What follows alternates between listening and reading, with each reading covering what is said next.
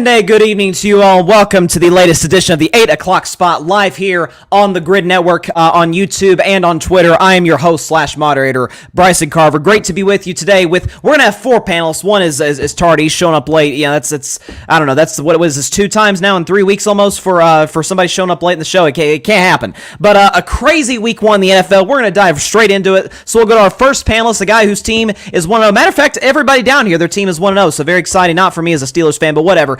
Devin, how you feeling today? Your Ravens getting a W over the Houston Texans.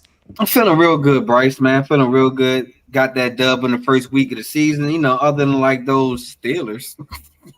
Come on, you play the Houston Texans, okay? Doesn't matter. Football's football. NFL, if they're an NFL team, they are NFL ready. So they're not exactly the San Francisco 49ers, but I'll let that slide. To Alfred Parsard Jr., a Gryd contributor who has had a very emotionally taxing last 24 hours, I'd imagine, as a New York Jets fan. How are you holding up today after all that happened last night? Your mic's muted, Al. Your mic's muted, Al. So the adrenaline has officially worn off. I was there in person at the game last night, so whirlwind for me. From a devastating injury to a game that went to overtime and ended on a punt return. I think that game should make NFL films because it was a classic. It was indeed a classic. It was unbelievable. Finally to Dalton, who's probably the only panelist here, also Gryd contributor, also probably the only person in here who's actually upset about his team being 1-0. He has a legitimate reason why, at least in my view. By the way, you are a legitimate Los Angeles Rams fan, Dalton. I'll back you up on that. You could say whatever you want about your team, whether I agree or disagree. But Dalton, how you feel about your Rams today? Getting one of the more shocking wins of the league and going to Seattle and winning.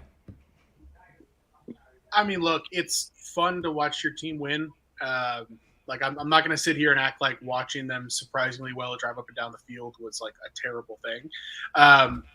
But I also we got to pick a direction, man. I'm not good with 8-9 or 9-8. And based on what I saw yesterday, that's where we're heading. So I think yesterday bumped up Stafford's trade profile, his trade value. I want him traded tomorrow. You would get a heck of a haul from him, potentially for a team residing in the Meadowlands. And finally, a guy who is lost in the final round back-to-back weeks. And I apologize to you, Devin, for not referring to you as the defending champion, because that's exactly what you are. Congratulations last week trying to defend your crown against Barry Grant Jr. of the All Even Podcast, who's joining us now. And where the heck is Barry? I don't see him. Is he here? Oh, Lord. What is that? Go ahead. Wrench is here, and I would like to have a prepared speech. What's that? I can't hear you. I'm sorry.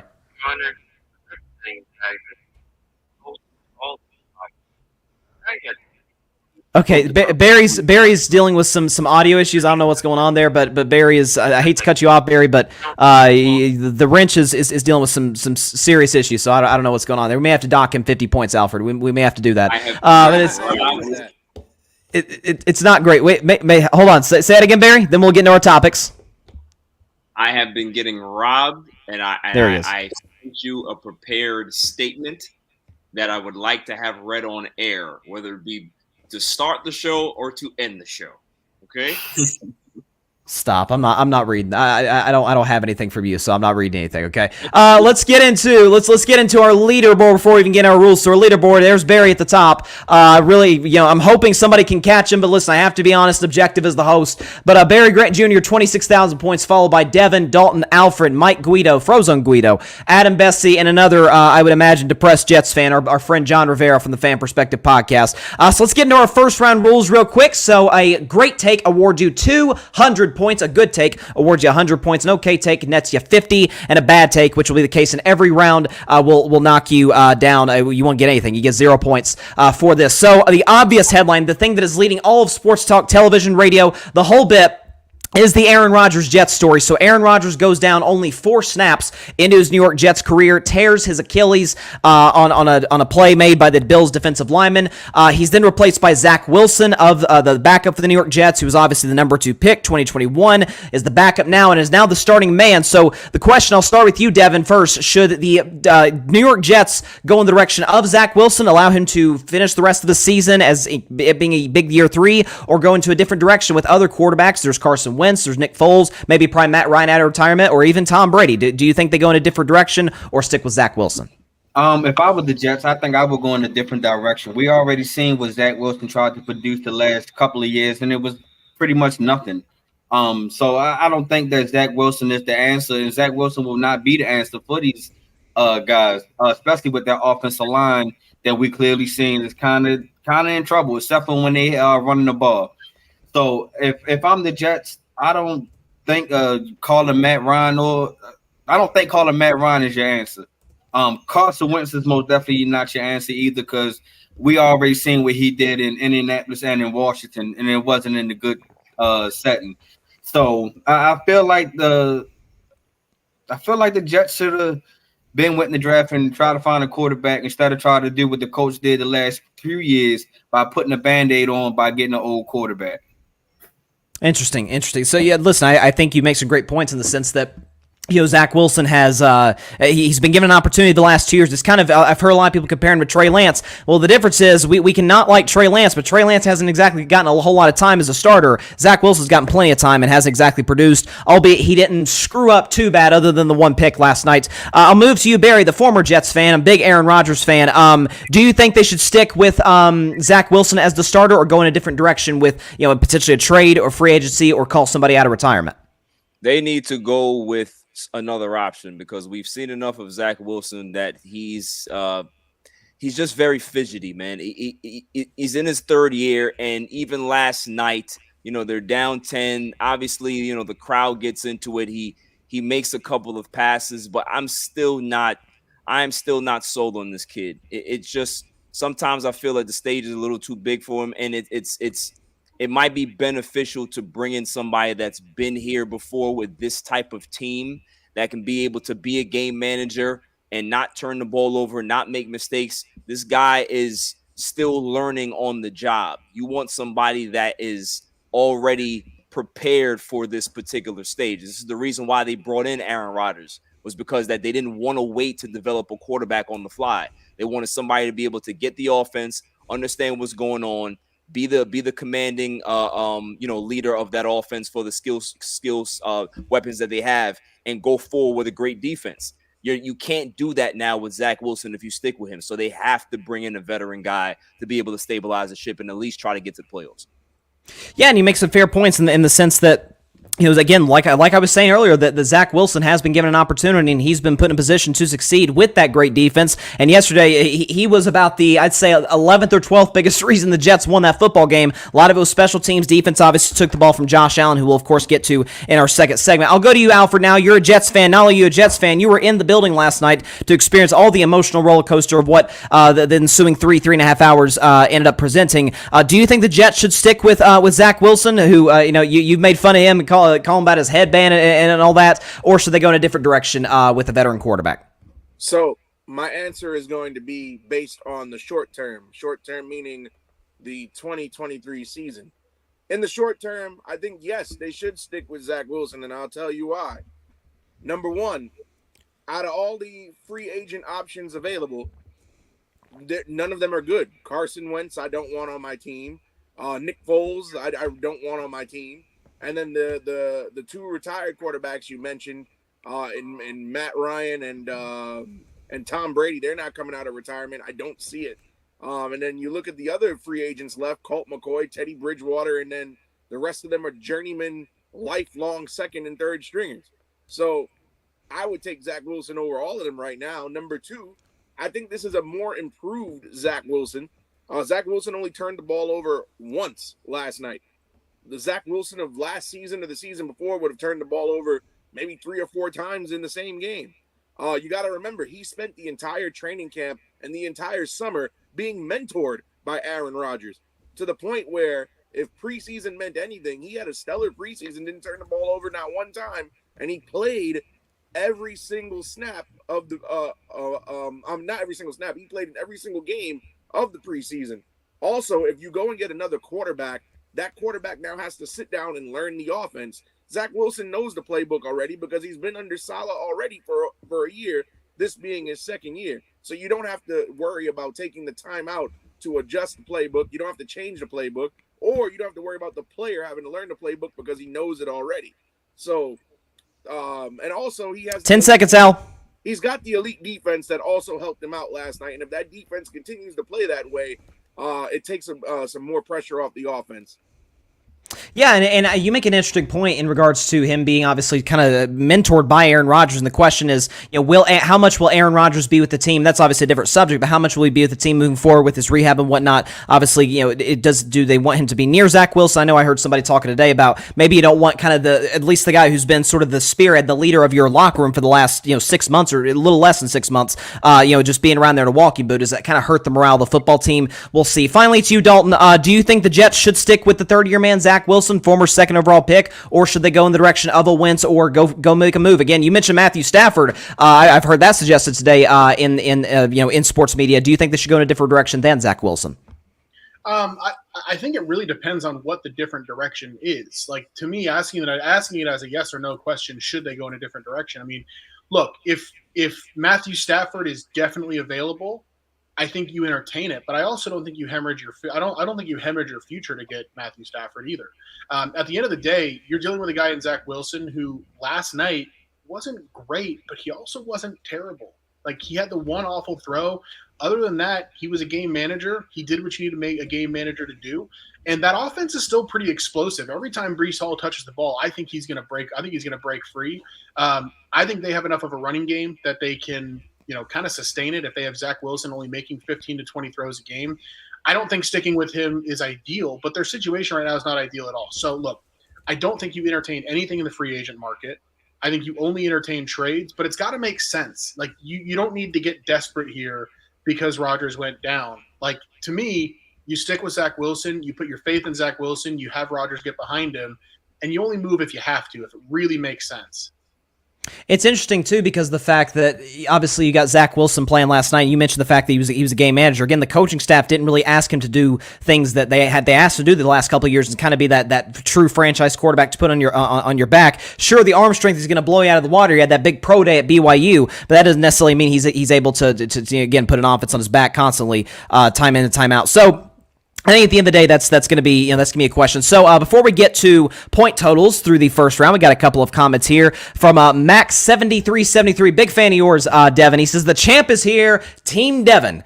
Very excited to see the reigning defending champion, Devin Nettles, come back to the building. Clint Alexander says the Jets have the worst luck I've ever seen. Barry, you and I were talking about this last night. This is truly a cursed franchise. I know today, I think they said is the 20-something year anniversary of what happened to Vinny Testaverde when he himself also popped his Achilles. So it's crazy, terrible fate there for the Jets. And Max7373 says, "Come on, Barry. Last week you had a crown on. Now you have the X on the Gryd hat."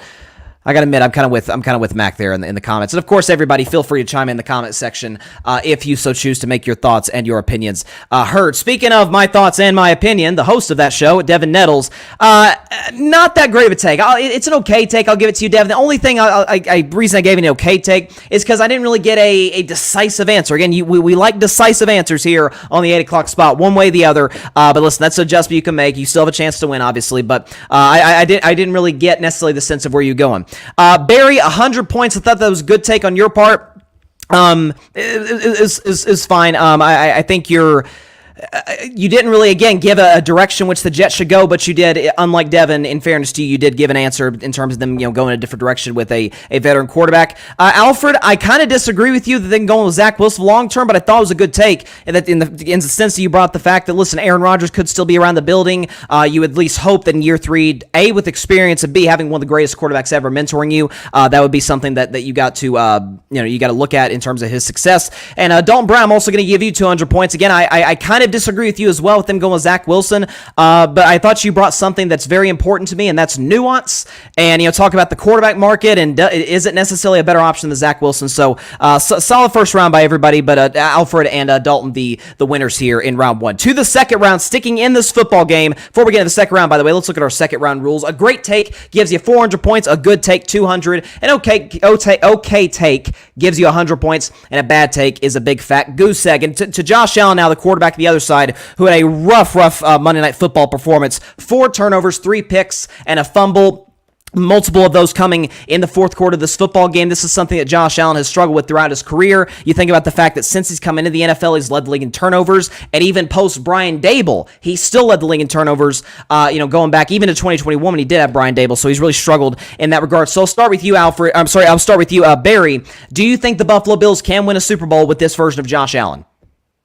Absolutely. You can definitely win a Super Bowl with a Josh Allen. It's just about how you tailor the offense around said Josh Allen, right?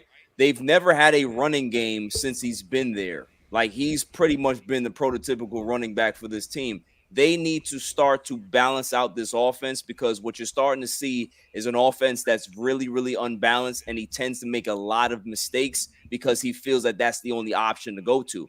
I think there's a lot of pressure on him to throw to a Stephon Diggs because there's been some offseason tension. You even seen on the sideline where, he pointed to his head talking to Josh Allen. You can't do that to your quarterback. So there's a lot of issues that they have to have, but it needs to be an organizational issue. I don't like the way the GM has put this team together. I don't like they've been struggling running the football for years now. It's time for them to kind of take the reins back from Josh Allen and give him a better running game, so you're not giving him those chances to make these grand mistakes that he does make in these big games as well as the AFC title games.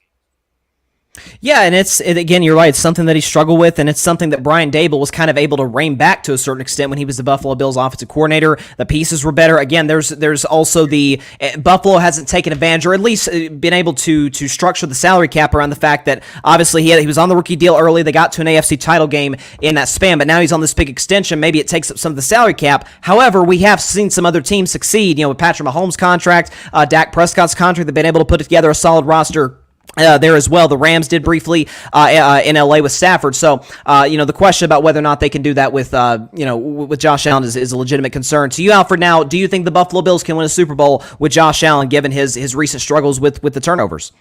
I do think so. I personally feel that the Bills are the second best team in the AFC, only behind the Kansas City Chiefs, which I know is ironic because the Chiefs also took a week 1 loss. Like Barry did say, I do agree that the run game has been flat. But however, Josh Allen, he's an elite quarterback. You gotta admit, his numbers are fantastic. Yes, last night was rough, but people got to remember, you can't panic after just a week 1 loss. I mean, it was a loss that went to overtime. It was a close game.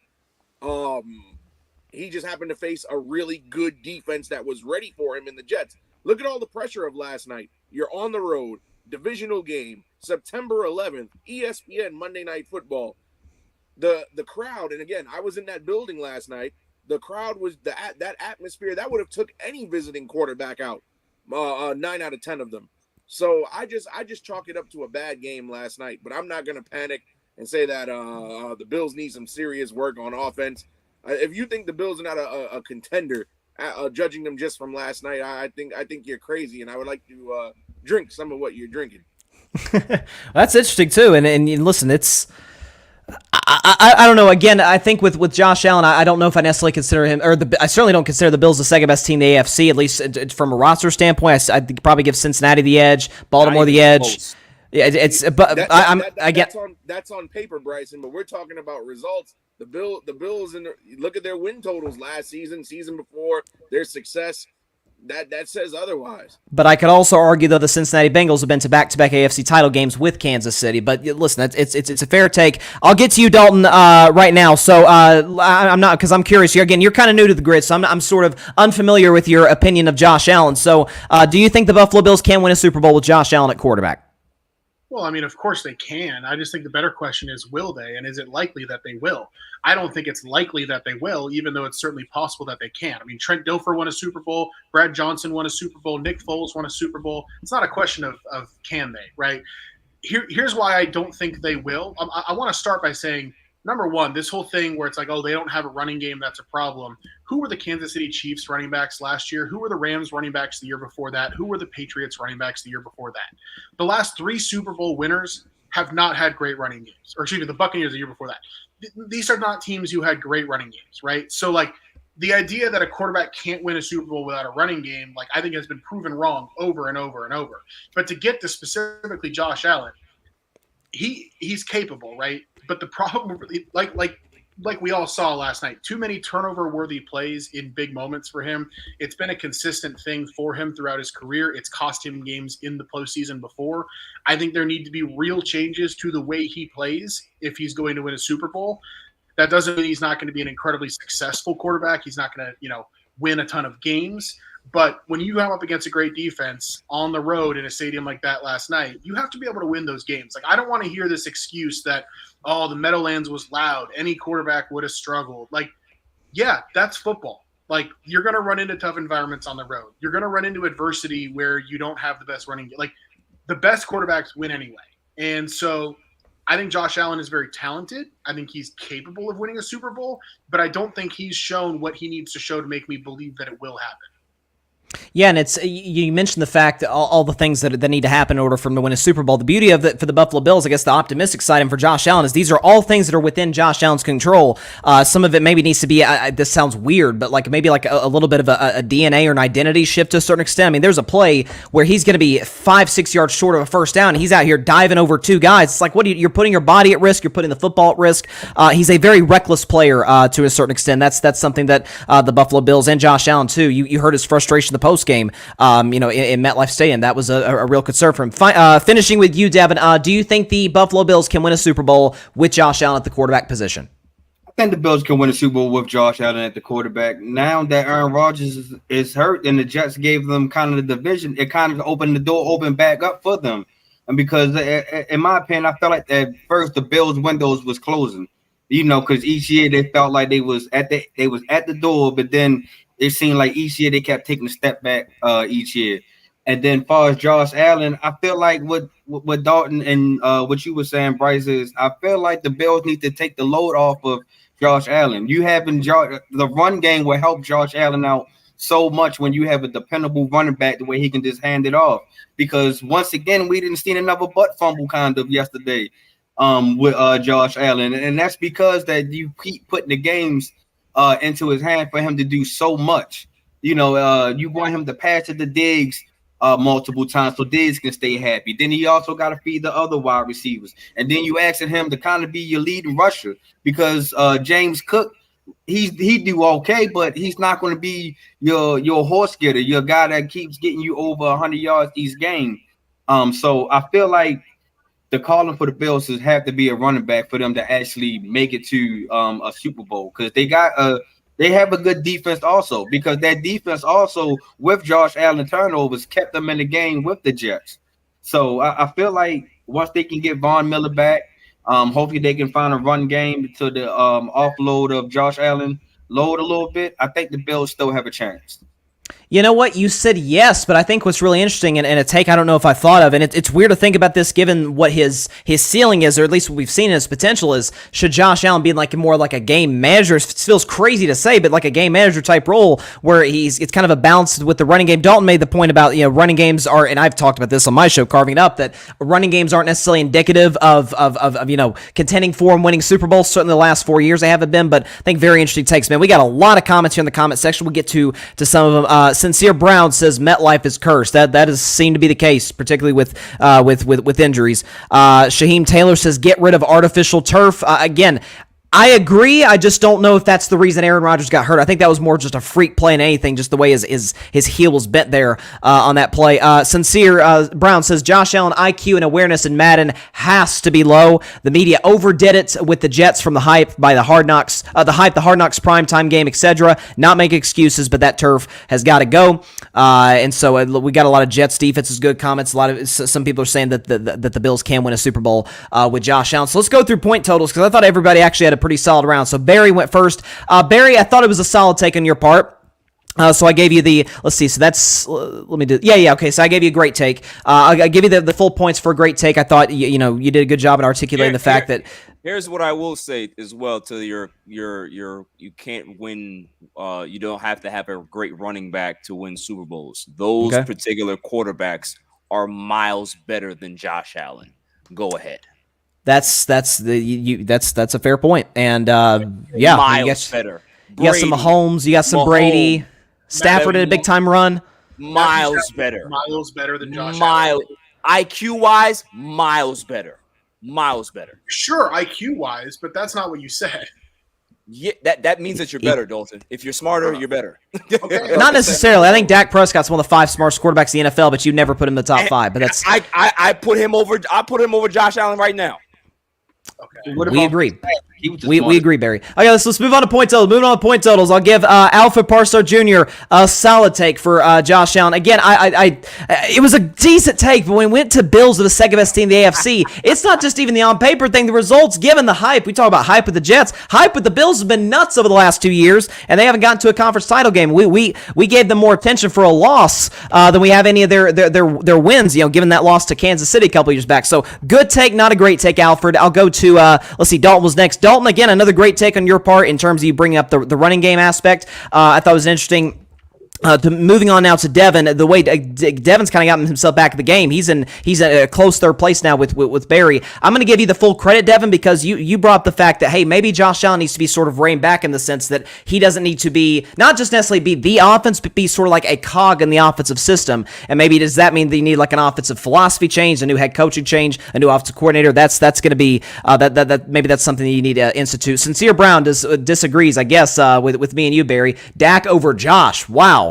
Well, I think today it seems like a pretty reasonable take. I gotta say, both have been to as many conference title games in the last 2 years, and whatever. That's another discussion for another show. Let's move on to the third round. This could be a fun one. Real quick, third round rules. This, by the way, final round with the last 4 panelists. So the top 2 obviously go to the final round in a winner-take-all matchup. But a great take gives you 800 points, a good take 400, an okay take 200, and a bad take 0. So we had 2 NFC contenders show up and flat out show out, starting with the Dallas Cowboys waxing the New York Giants by a final score of 40-0. It's been a bad last 24 hours for New York football. Good Lord. But the Cowboys defense looked unbelievable. They got a touchdown. Cowboys special teams got a touchdown. Offense played kind of conservative, because there was no reason to play aggressive, given the fact that the defense was playing so well. Daniel Jones had a rough night, was pressured all day. But Dallas with a dominant 40-0 win, and the San Francisco 49ers beat by the way, have you heard, guys, a very good football team in Pittsburgh. They may have not showed it, on Sunday, but listen, watch out for those Pittsburgh Steelers. And San Francisco came in and just absolutely waxed them 30-7. I watched every second of that game, and as a Steelers fan, it made me quite upset, but I was happy to a certain extent for my man sturdy Brock Purdy. That's neither here nor there. Starting with you, Alfred, who had the more impressive showing? Was it the Cowboys against the Giants on the road, or was it the Niners against my Steelers on the road? I'm going to go with the Cowboys, and I'll tell you why. Number one, the Cowboys had the most lopsided week 1 shutout victory in the history of the NFL on Sunday. They won 40-0. Now, why is that significant? Because all preseason, all I've been hearing, especially living in New York, from all these Giants fans is, oh, our team is improved. Coach Daboll this, Coach Daboll that. The defense is better, blah, blah, blah, blah, blah. And what happened? The Cowboys blanked them and put up a 40-burger.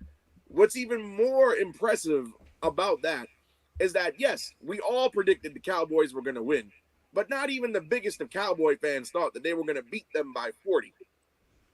Now, the 49ers, impressive showing. I know Brandon Ayuk and Brock Purdy both had great games, but at least the Steelers were able to go out with some pride and score at least 1 touchdown. The Giants couldn't even get a field goal. Not to mention just the way that that whole game went down, it made Giants fans who were praising Daboll all offseason long and all preseason long look at Daboll like he was crazy, because in the midst of a blowout, you still have your quarterback out there who you just gave this big extension to, playing meaningless snaps. If he would have got hurt, Daboll probably would have been fired the next day. So I don't know.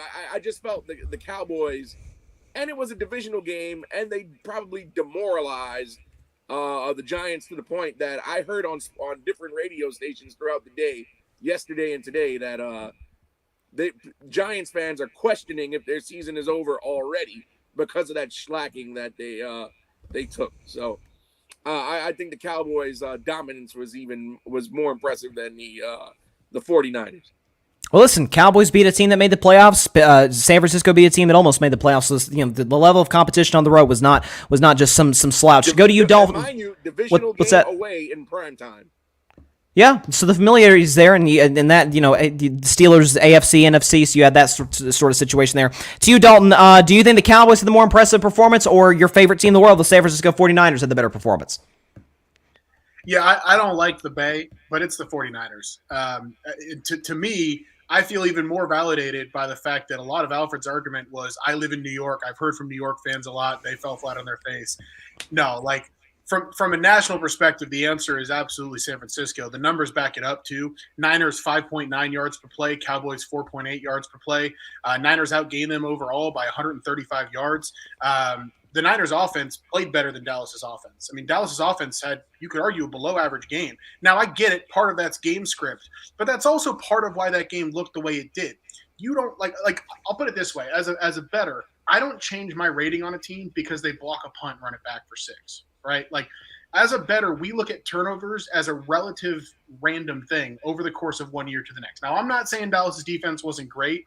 It was. But the reality is you get 2 turnovers for touchdowns in the first couple minutes of the game. That changes the way the rest of that game goes. Now, look, Dallas kicked their butt. I'm not taking anything away from that. But San Francisco, all of their scoring came from their offense. Pittsburgh didn't have a first down until the second quarter, I think. It was at least a couple drives. It was right at the 2-minute warning. Yep. Yeah, so to me, San Francisco was dominant in a way that is more repeatable to me. You can't count on blocked punts, on blocked kicks for touchdowns repeating themselves. You can't count on pick sixes repeating themselves. Now, look, we're splitting hairs here. Both of these were incredibly impressive. But if you were to ask me who I was more impressed by, for me, it's San Francisco. That's interesting, and I do see the Steelers as a better football team than the New York Giants as well. So I think that's an interesting component of it as well. To you, Dalton, and try and be as at least objective. I know the Steelers are involved, but at least try and be objective here in this segment. Not just bash my team for the next 2 minutes. But who is more impressive, the Cowboys or the 49ers? I think you meant Devin, right? Devin. I apologize, Devin. My bad, Devin. To you, Devin. Whew. Well, you already know where I'm gonna go at. Just but you just calling me the wrong name now. At first I'm gonna have to dock some points on myself. My bad, Devin. That's on me. Gotta add me some points, one or the other. But no, and for real though, I think the 49ers had a better outing to me because simple fact that number one, we all had questions about Brock Purdy. Is he a real legit quarterback? Can he actually lead the 49ers back down to the conference championship again? Number two, they just traded Trey Lance away, who they felt like Sam Darnold. If Brock Purdy goes down, Sam Darnold is the backup guy who can finally lead the 49ers better than Trey Lance. So, and then the third thing is that I hate to say it, the Steelers have a better defense than the Giants. I expected T.J. Watt, Minka Fitzpatrick to actually show out in this game, and they didn't. I felt like they didn't show up at all. I don't even think T.J. Watt even recorded a sack that game. What? He had 3 sacks. Yeah, I'm playing with you, Bryce, man. Yeah, man. You got me there. Okay. But yeah, man. I just felt like that the 49ers went up against a better defense, and the way how they put a spanking on, and then y'all total yards was total up to 1 yard at one point, man. But then that was like a long stint of a game. So I felt like the 49ers really showed up, and Brock Purdy answered some questions. So I'm going to go with the Niners. Listen, Brock Purdy did answer questions. They weren't coming from me, okay? Because sturdy Brock Purdy is the real deal, and he's going to give the 49ers a true opportunity to win the NFC. By the way, I did pick the Cowboys to win the NFC, so listen, I think both of those teams obviously have a shot. To you, Barry, our resident Dallas Cowboys fan, or dual fan, you're a Jets fan, and a Cowboys fan. He denies. I am not. That's okay, debatable. But you're big on the Cowboys. You love Micah Parsons. You love that Cowboys defense. Did you think they had the more impressive performance over the 49ers? Absolutely not. I mean, they're playing the Giants. Who the hell gives a shit about the Giants? The fact that Captain Small Hands was being hyped all off season. Nobody cared about the Giants. Nobody even gave the Giants a chance. So let's go ahead and talk about the 49ers. The 49ers, I'm a big Brock Purdy fan. I think Brock Purdy is a sound, solid quarterback, great IQ, knows how to command that offense. We talked about the Pittsburgh Steelers being one of the top 5 best defenses in football. T.J. Watt got free. He wreaked havoc in the backfield. But at the end of the day, that offense was still able to move the ball. You saw Christian McCaffrey dominate the running game.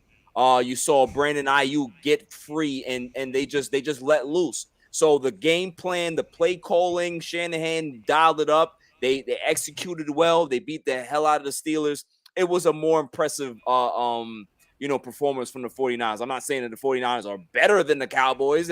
That's another argument. But we're talking about better overall performance from week one. You have to give it to the 49ers. They prove that they can be able to withstand a great defense, even get some pressure. Brock Purdy was on his ass a little bit, but they were able to withstand that and still be able to dominate a football game. So shouts to the 49ers for that, but that's all I'm going to give.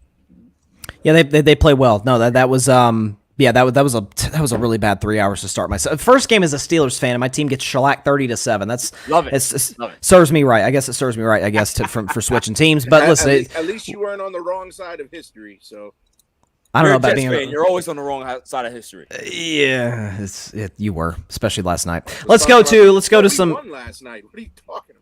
And you won the battle. You won the battle. You lost the war. That's what happened, Alfred. I'm sorry to tell you. It's just not good. To point totals. So let's see. Alfred went first. Let's go to Alfred. A solid take. It was a solid take. The only reason I gave you a good take is because you were talking about Brian Dable might have gotten fired the next day if Daniel Jones got hurt. I think that's a bit too far. Brian Dable's an excellent coach. He's established. He's he's as beloved in New York as Fat Joe. I mean, everybody loves Brian Dable. He's the man. So listen, you got to give Brian Dable some love there. To Dalton. Good take on your part. I gave you a good take, which, by the way, gets you to 1,000 points. The spoiler alert will get you to the final round. But I think the simple fact that you mentioned the fact that the Cowboys can't repeat this. You got to realize the Cowboys, I think, have led the league in turnovers the last 2 years. So they're a team that have gotten back-to-back years. Dan Quinn's teams tend to be a bunch of ball hawks. And Trayvon Diggs didn't even have an interception. He was playing good coverage. And listen, he played well. To Devin. Good take, but when you start taking shots at T.J. Watt and at the Steelers' defense, you're talking about San Francisco's more impressive, but then you take shots at my defense, okay? Be consistent, Devin. I'm sorry for messing up your name, by the way. I didn't mean to do that. I didn't mean to do that. That's on me. Yeah, you gotta give me 1,000 points for calling me the wrong name. 1,000 points. Okay, you're getting greedy now. I don't know about 1,000. It's not enough to get you the final round because Barry Grant Jr. is our leading point getter going the final round. He's going to take on Dalton. Barry, great take. You gave my Steelers their love, but I think you also made good points in that. Listen, Brock Purdy's a lot better than people give him credit for. You got Ayuk, you got Debo, you got a lot of playmakers in San Francisco that could really give even the best of defenses like Pittsburgh some real problems. And San Francisco's once again going to be back in the championship mix. So, Devin, the reigning champion, you're out. I'm sorry, my man. Again, I did not mean to mess up your name, but listen, it happens. You took shots at my defense, so we're even. And Alfred, your last 24 hours has just gotten worse because you're eliminated off the 8 o'clock spot for the second appearance in a row. So we can catch up with y'all at the end, but we're gonna have to remove Devin and Alfred from the show. And look who we got here. We got Barry and we got Devin, Gryd contributor, Gryd co-founder. This is gonna be fun. You got a rematch of what we've had in the past. So don't be messing up no names. Don't be messing up no names, Bryson. I know. Yes.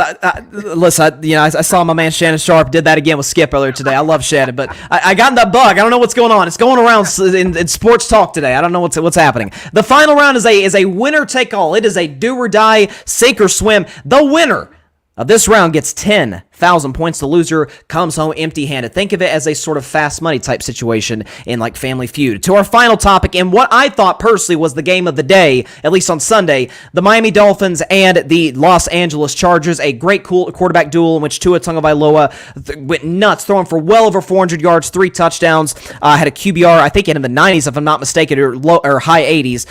Pass ring was off the charts. Tyreek Hill had a ridiculous afternoon with over 200 yards receiving. Justin Herbert had a solid afternoon, but struggled at times in the fourth quarter. So, given what Miami did yesterday, Barry, do you think they are the best offense in the NFL, the most explosive offense in the NFL, or do you think there's somebody else? I definitely think that they are the most explosive offense in the NFL just because of the two bookend wide receivers that they have. I mean, when you have Jalen Waddle and Tyreek Hill, that's a hard matchup for anybody to deal with. You know, they both guys run a sub 4.3. You know, Tyreek Hill is more explosive than Jalen Waddle is, but you got they both have their skill sets. You know, these two guys went over 3,000 yards receiving total last year combined, right? They can probably do it again and maybe they get close to 3,200 or 3,400. That's how good they are. And if Tua can be able to stay healthy then, it opens up the possibilities of this offense. We saw Skylar Thompson put up 31 points in the playoffs. So this offense is predicated to score a lot of points no matter who's behind center.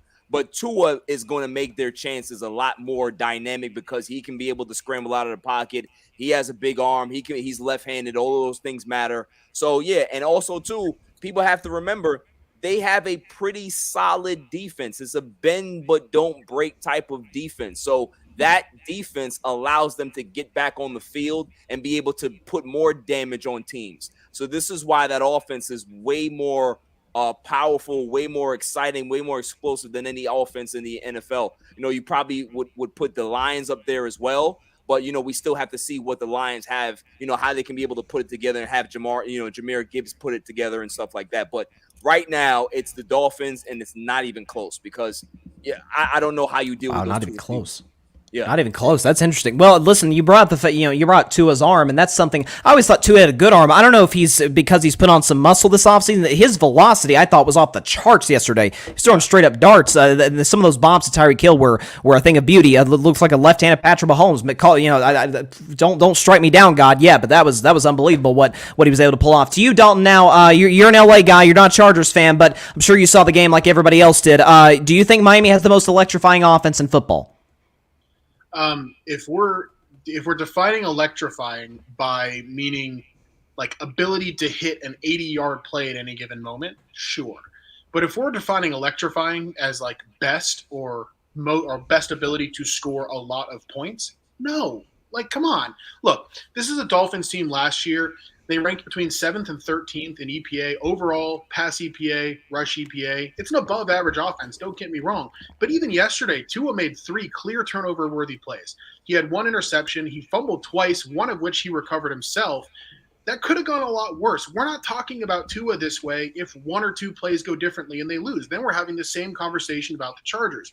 That simple fact, for me, takes away from this idea that it's head and shoulders their offense against the rest. And let's talk about Tua's day yesterday, right?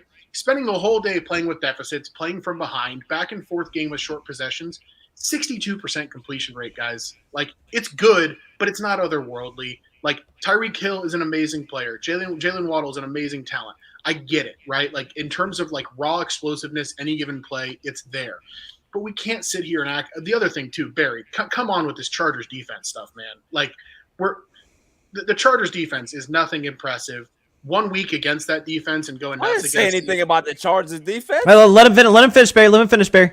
I just think, like we – look – in the sports betting world, we call week 2 overreaction week, right? Because generally speaking, you're a very profitable bettor if you bet against teams that covered last week and you bet on teams that didn't cover.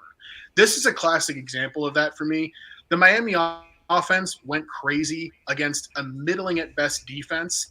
And, like, that's cool, but let's not act like they're all of a sudden better than the Chiefs offense or the Bills offense or the Lions offense or a number of others. Sure, they're in the conversation, but this head and shoulders thing, come on.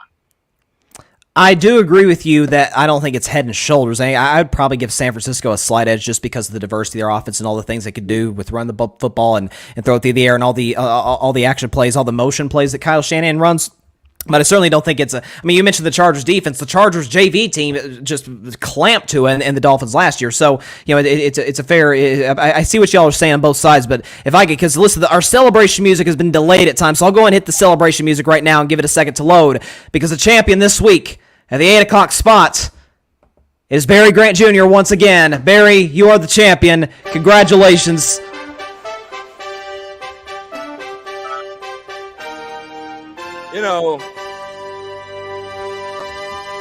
You have the floor, sir. Bryson, before I got on this show today, I said that there was a statement that I would like to have read. So if you would check your email, sir, there's a statement that I would like to have read, because I have been done a disservice on this show. I have been done a great disservice on the Gryd Network. I have been robbed several times in the finals, and I refuse to get robbed again. All right. God, this is a long statement. Jeez. I love Dalton. Dalton is my guy. I love to see Dalton in the finals. It's always good conversation. It's always good banter. If I lose, I don't mind losing to Dalton, but don't let me lose to some other randoms out there. All right, I deserve to be in the finals every week. Every week that I'm on the show. You see this shirt? Look at the shirt. You see what the shirt says? It has Alfred's face on it, and it has an X on it. All right? There's a reason for that, because he came out here talking crap, and now I had to show him that he's no longer getting to the finals. That's 2 weeks in a row. 2 weeks in a row.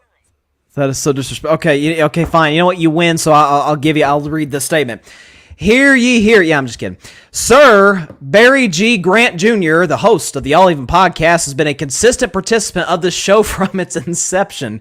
In 5 episodes, he has made it to 5 final rounds and is the current leader of points. With that being said, there has been some inconsistencies with the final round scoring. That feels like a shot at me. Random people off the street have won. Contestants who have gotten beat worse than the Cowboys beat the Giants have miraculously won. We are not blaming Subject 1, Bryson Carver. However, there have been some public statements on other shows about Barry G. Grant Jr. that have raised eyebrows about the host, Subject 1, me.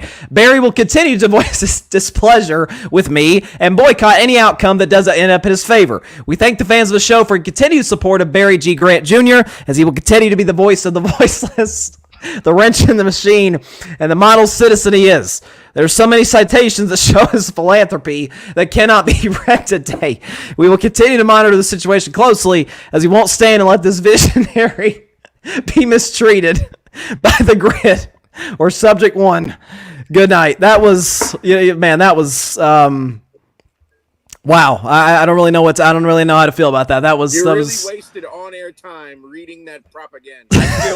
That's exactly what it is, Alfred. I feel vindicated. I feel justified by this victory, and I respect Dalton. You're my guy, but there had to be a clear-cut winner today, and it was me. That's man.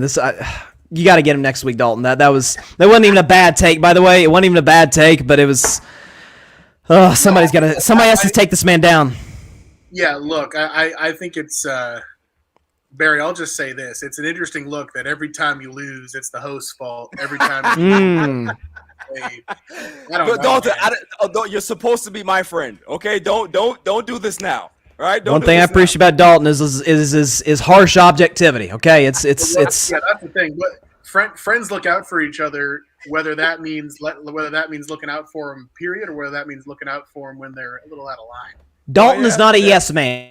Dalton is not a yes man. Okay, he's not out here. He's not one of your people who just feed your ego, Barry. Okay, that's what it is. So real quick before we get out of here, then we'll sign off. Let's look at our updated leaderboard, where Barry Grant Jr. has taken a pretty sizable lead. Actually, hold on. It's actually. Hold on, I think I might have messed this up. It's actually Barry's got a bigger lead than I actually thought. This is unbelievable. What he has done to the fabric of the show is truly. Alfred, do you have a reaction to him putting your face on a T-shirt? He took a great piece of merchandise and defiled it. Yep. But I should have went to that Mets game tonight because they're up and yeah. That's terrible. That's terrible. Let's look at our leaderboard. Go. Yeah. What's that? No. I was saying this is the last time I waste very good sports tickets. I don't know if the Mets would qualify as a very good sports ticket in September, but whatever. It is what it is. Let's check the leaderboard. Barry with a colossal lead over second place Devin. Dalton's in third there. He gained some ground, obviously. Alfred, you're in fourth, followed by Mike Frozone Guido, Adam Bessie of the Cowboys Can Fan Podcast, and John Rivera. So, man, something's gonna happen sooner. We may have to. The Subject 1 may have to take the week off. This is it's unacceptable, guys. We got to be better. Back next week to try to. You better, Alfred. We're gonna need it. Okay, so that is all the time we have for tonight's 8 o'clock spot episode. Be sure to catch us next Tuesday night at 8 Eastern, 5 Pacific time, right here on the Gryd Network's YouTube and Twitter channel and page. Please subscribe to the Gryd Network. Follow all of our social media platforms. Thanks to all 4 of our panelists, Barry Grant Jr., Devin Nettles, Dalton Brown, and Alfred Parsard Jr., all incredible content creators here at the Gryd. We hope to see you next week. Until then, stay safe out there. Yeah, Right, y'all right now. Make sure. Get out of here. God bless y'all. Peace out. This is ridiculous.